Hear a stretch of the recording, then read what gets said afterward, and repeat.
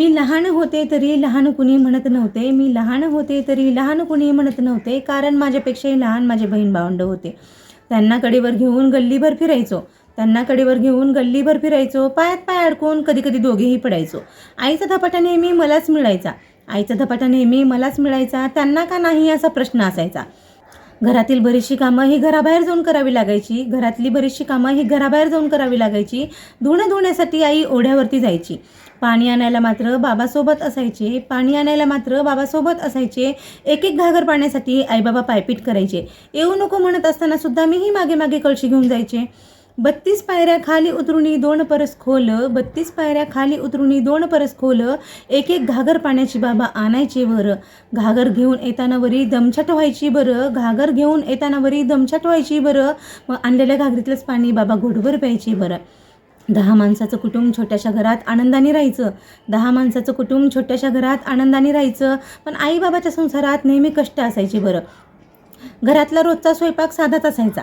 घरातला रोजचा स्वयंपाक साधाच असायचा. पुरणपोळीचा स्वयंपाक मात्र सणावाराला व्हायचा. लेकरांना चालायला लागू नये म्हणून बाबाची तळमळ बरं. लेकरांना चालायला लागू नये म्हणून बाबाची तळमळ बरं. एकाच सायकलवरती जायचो आम्ही 5 जण. हँडलही हलवता यायचं नाही तरीसुद्धा बाबा हळूहळू न्यायची बरं. शेतात हवेशीर झाडाखाली आम्हाला बसवायचे. शेतात हवेशीर झाडाखाली आम्हाला बसवायचे. थंडगार पाण्याची घागर ते गोठ्यातूनही आणायचे. पाणी प्यायला देऊन स्वतः मात्र कामाला लागायचे. मग मीही बाबांच्या मागे मागे शेतभर फिरायचे.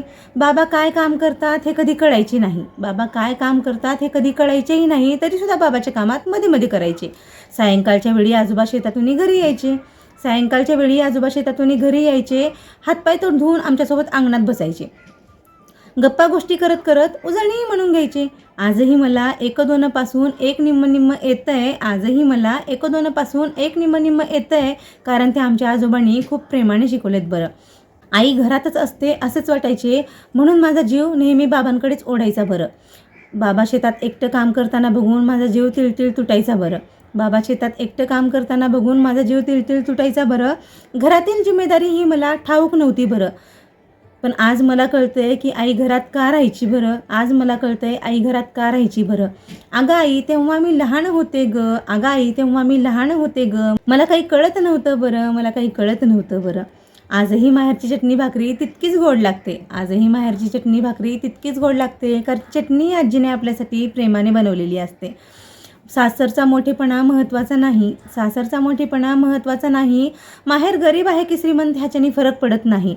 आईबाबाचं ते निरागस प्रेम कुठेही मिळणार नाही. आईबाबाचं ते निरागस प्रेम कुठेही मिळणार नाही. असे आईबाबा सगळ्यांच्या आयुष्यात असावे. असे आईबाबा सगळ्यांच्या आयुष्यात असावे. प्रत्येक मुलीला शेवटपर्यंत माहेरचे सुख मिळावे. प्रत्येक मुलीला शेवटपर्यंत माहेरचे सुख मिळावे.